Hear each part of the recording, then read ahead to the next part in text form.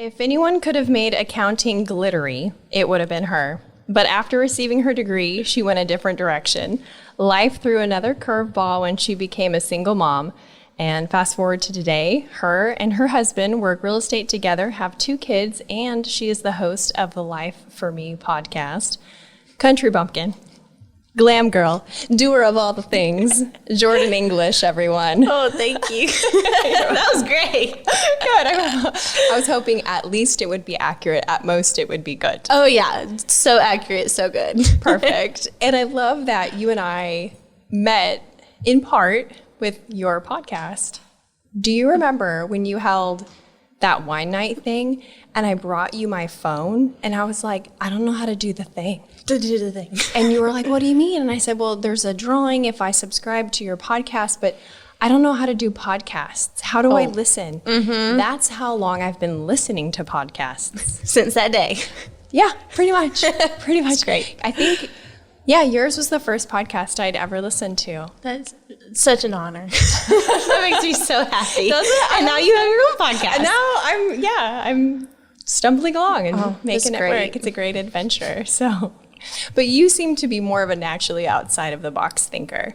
Oh, yeah, 100%. Like my dad, growing up, his favorite word still to this day is improvise. So like everything's figure outable. So you just have to push through it and make it work. Is your mom like that? No. My mom is like, there's a brick wall and I'm done. So yeah, I definitely get that from my dad. It's funny that you say that because we were just talking off mic about that sort of mentality, the 2 different contrasts, and how you are more of like, yeah, let's just do it and it'll be great and wee. Yeah, pretty much. And I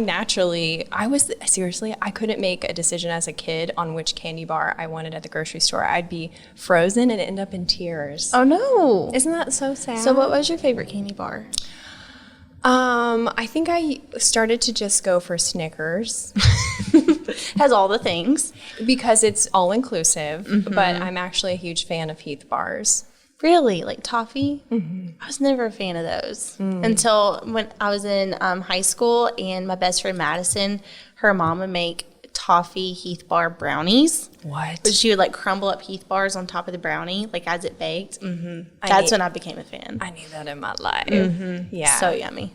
But even with the chocolate and the toffee, I wasn't a decision maker, and I would overthink and overanalyze. And so I admire people like you that can go with the flow and just be good naturally, because it's something that I had to be so intentional about. And so like I remember as a kid, I went to an audition for a commercial, and that's part of what I do now. But I was so frozen that it just wasn't ever going to work at that stage of my life. So I do remember what it was though. What? Attack of the Killer Tomatoes. Oh my gosh.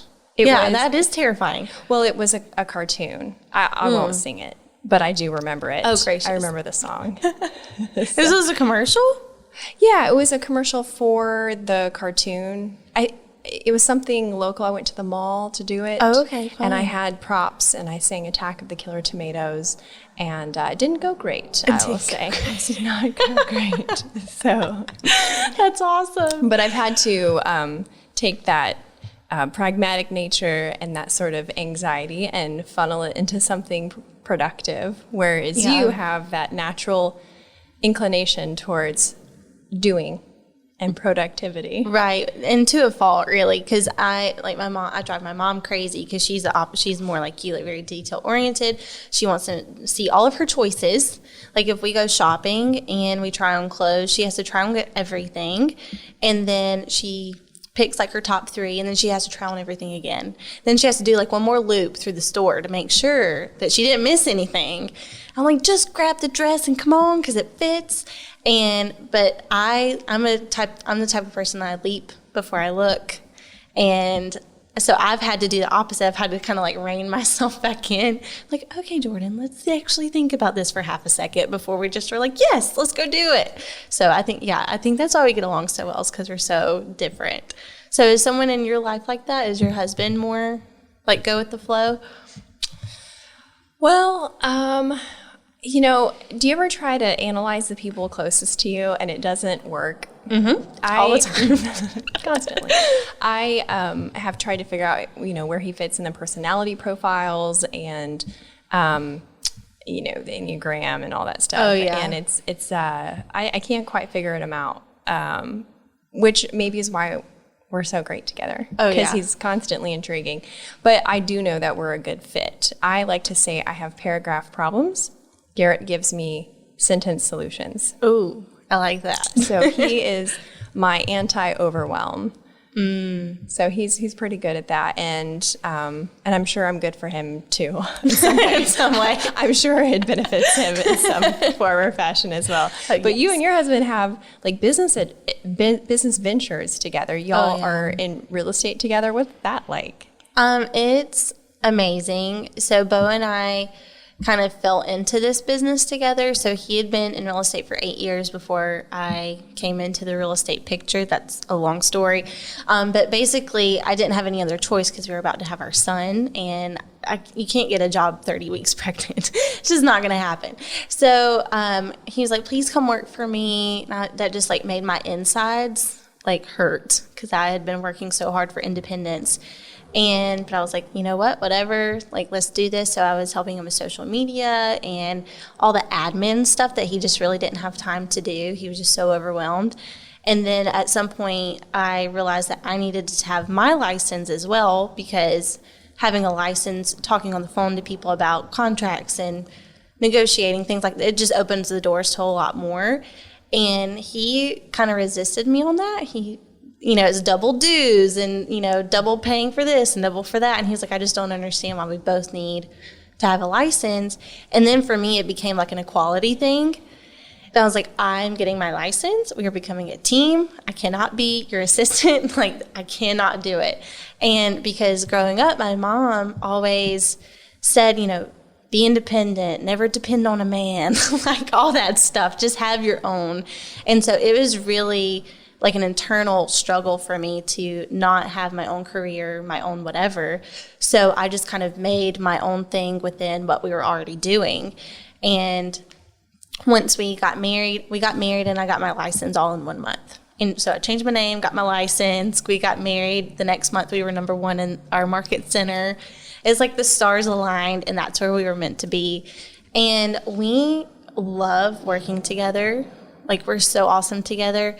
But we had to be very careful not to become business partners and roommates and like the keeper of the children. So we navigate that through like weekly date nights. We have trips, and we just make time for each other. So it sounds like his inclination towards being pragmatic and your inclination towards, we'll call it woo. Yeah. Mm-hmm. That's a good thing to call it. Woo. I'm sure it's a thing somewhere. Balance each other out and like make y'all work in a way that is not just like, oh, well, that makes it work, but it actually makes it thrive because you have, you're not just businessy, right? And you're not just woo, and you don't live unintentionally. You guys have like a plan and strategy. You have relationship strategy. Oh, for sure. You have to, because if you don't, like, I have a Start Today journal by Rachel Hollis, and so you write down the 5 things you're grateful for every day, and you write down 10 dreams that you want to make happen as if they've already happened. And one thing that I write down every day is I pursue my husband, because every day I want to pursue him, to show him affection, to build him up, to just be that person that he needs no matter what business thing I'm working on, whatever the kids are doing. Like, I want him to know that he's important in my life. So I have to write that down every day, which is a strategy, which goes into, making us be really, really successful in business and in life because we make time for each other every single day. That's so cool. I like listening to your podcast about those different strategies. Oh, yes. Because it's, I think people, when you know someone that is more woo, yeah, you maybe wrongfully assume that they don't have any of that. Like strategy or like, okay, I get you. Yeah. if you were, like, what do you think people misunderstand about you as a person? So part of the reason why I started my podcast is, like, if you just meet me, like right now, you have this misconception of like, oh, you're 26, you have a husband, 2 kids, you have this business, life is just so good for you. And while all of that is true, from the outside looking in, it's easy to assume that it's always been that golden and glittery and all of those things, but if you just look at me, you probably wouldn't understand that, like, I have an accounting degree, that I will work harder than anyone, like all day long, every day for my family. And so the biggest misconception is I had to go through a lot to get to where I am right now. So going back to the podcast is I use that opportunity to share, like, how I got from point A to point B being right now. And because I feel like it's so important for people to understand that on social media, yeah, it's the highlight reel. You see what's happening right now, but you don't always see what happened before that or what leverage someone has to catapult them to where they are right now. Or the grit they had to develop. That too. Like, you don't see that. You don't see the behind the scenes. And that's why I love social media and podcasts, because I feel like we get to know people on a deeper, more intimate level than, say, maybe 5 years ago. So who are your favorite podcasts that you listen to on the regular? Oh, gosh. So Rachel Hollis is, like, number one. I listen to her Rise podcast, which is more businessy.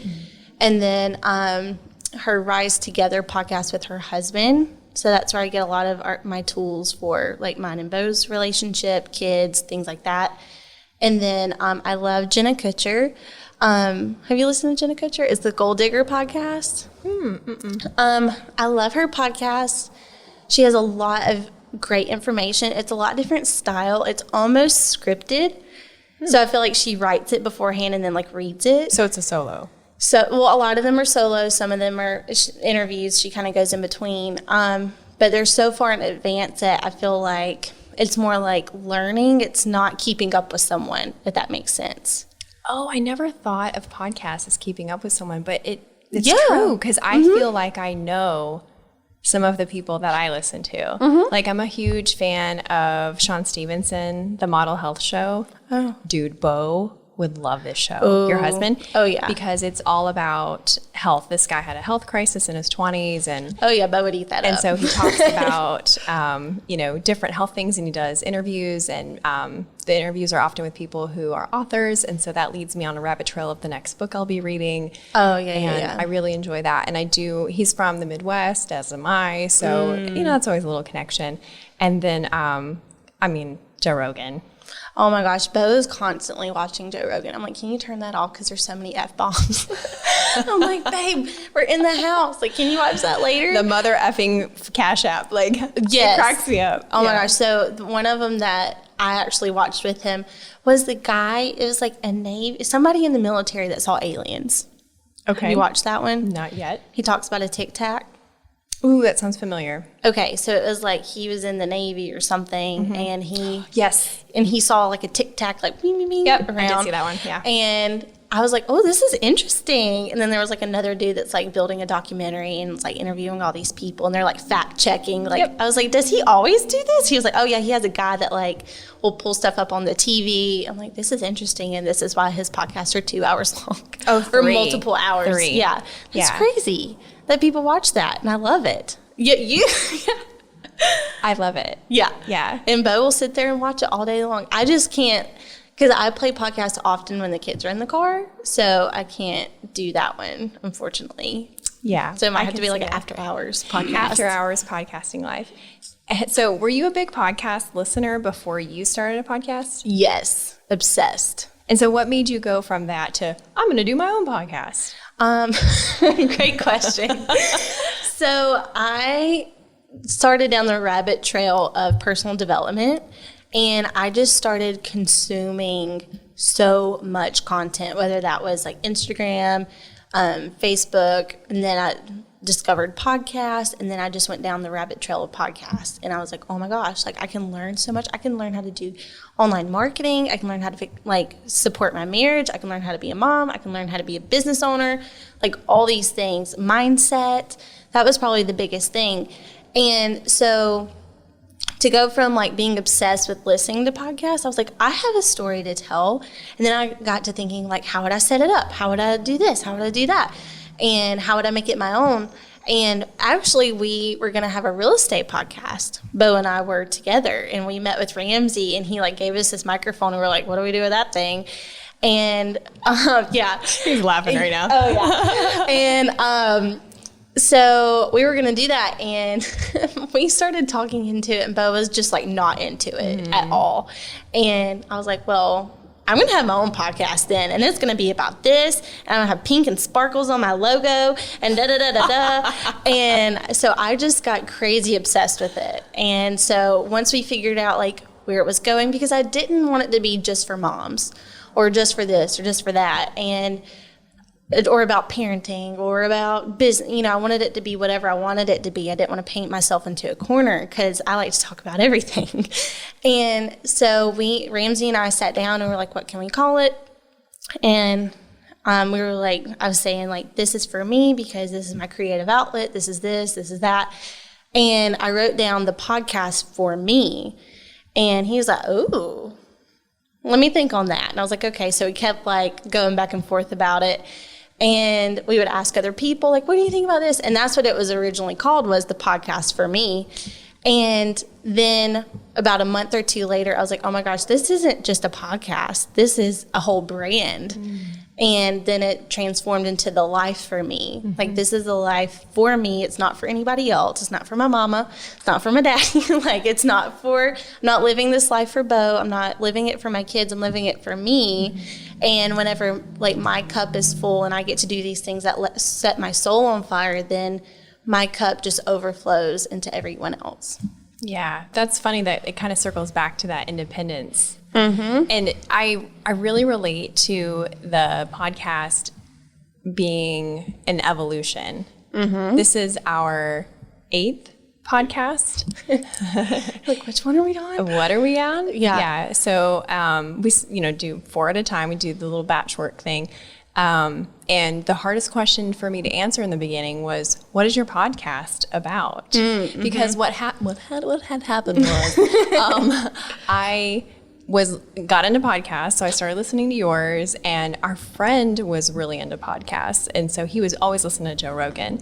And I only heard Joe on YouTube. So that's why my podcast is on YouTube as well, because in part, that's how I discovered, like, oh, at least that certain podcast, at least Joe Rogan's podcast. And plus with the modeling stuff, I felt like that would be a useful tool, to, and also a good way to interact with listeners. And it was important to me to include that. And then about one day after listening to several different podcasts, I was like, this is how I am. Like, I do this every day and no one is recording me.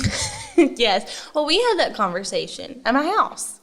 And I was like, I wish we had microphones right now. Whenever you were talking about how you got into Mary Kay and how you did this and how you did that. And I was like, why are we not recording this? Right. Because it would have been great. Yeah. And then about a week later, Garrett said, hey, I found someone more curious than you. And I said, who? Because he's always like, why do you have so many questions? Like, calm it down. He's like, I think Joe Rogan asks more questions than you. And I was like, yeah, that makes sense. Oh, I love it. He said, I think you'd be a really good podcaster. And then about a week after that, y'all did Principles of Podcasting in town. And then I attended and realized there's people to help with the tech part of it, because that squelches my creativity. And I thought, I could do this. I think I'd like to do this. But it's been an evolution of figuring out what the podcast is about. And it's basically an elaborate exercise in not caring what people think. And self-discovery. Oh my gosh. And it's been such a treasure so far. I realized that, the people in my life, one of the things that they all have in common is when I ask them kind of before the podcast, what's a skill you're good at? Do you know most of them say ideas? Really? How freaking cool is that? That's Ideas. so cool. My friends are idea makers. And I was like, wow, that must be something that I value and am projecting out and attracting people with ideas. And I think, wow, that's so cool, because I would never recognize that pattern in my tribe Oh, yeah, of for sure. idea makers. And when I listen to our conversations now of me and my friends, we're constantly having ideas. And I thought, yeah, that fits. We could set up, instead of a lemonade stand, we could have an idea stand. Oh, yeah, for 25 sure. cents. I'll give you an idea. I can fix you. Come on down. Exactly. So I want to give the listeners some tips on developing curiosity as an asset, because asking those incessant, sometimes questions, and definitely thinking outside the box has led to so many beautiful relationships and cool experiences and life lessons. And I would hate for people to miss out on those because they're just not asking questions. So tip number 1, and I'd love for you to add to this, is don't assume anything. Questioning the way things have always been never leads to always leads to innovation. If you ask, why do we do it this way? Can it be better?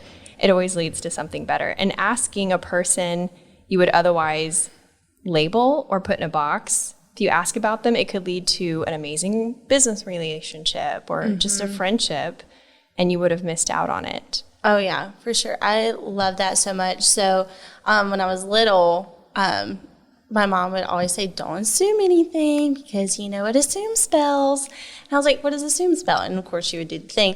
And I growing up, I have that in me every single day. Like, don't judge a book by its cover. Don't assume just because things are always been this way that's the way they have to be.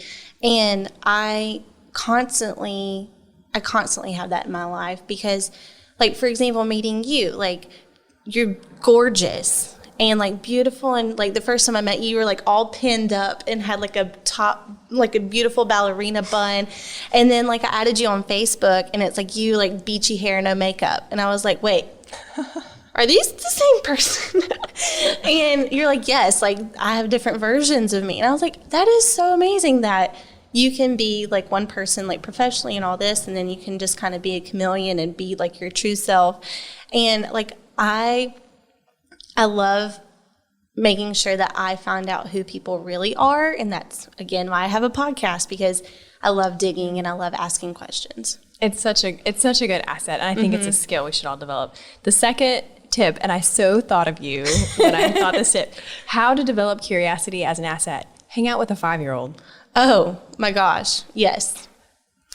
Avery, holy moly. So Avery's my daughter. She's now 6, and she talked about incessant questions, like constant. I'm like, Avery, please just stop. But she wants to know about everything, and everything is spectacular, and she wants to know. And I was like, hey, baby, like we can't do that, because somehow we got into the subject of paying bills. And with a 5-year-old. She wants to know the things. And I was like, well, baby, did you know that we pay for our house? And she was like, what? And I was like, yeah, the water that comes out of the sink, we pay for that. And then the car that we drive, we pay for that. And then we also pay something called insurance. And she was like, what? I mean, just mind blown. And just to see like her take in the world, like I feel like that's such a magical thing to be around children, is because they see things without limitations, without any guidelines or preconceived notions they just see it the way that they see it. And whatever comes up, comes out. And I love it. And now Benjamin, my son, he is 2. He turned 2 in June. And he's starting to get to that way, like, ooh, what's this? Ooh, truck. Ooh, school bus. Like, everything's like, whoa. And so Ben is Bo's first child, so he's my second. And to watch Ben, like, it's the cutest thing ever, because he was like, he doesn't know what that is. I'm like, baby, he doesn't know anything. He's a baby. Yeah.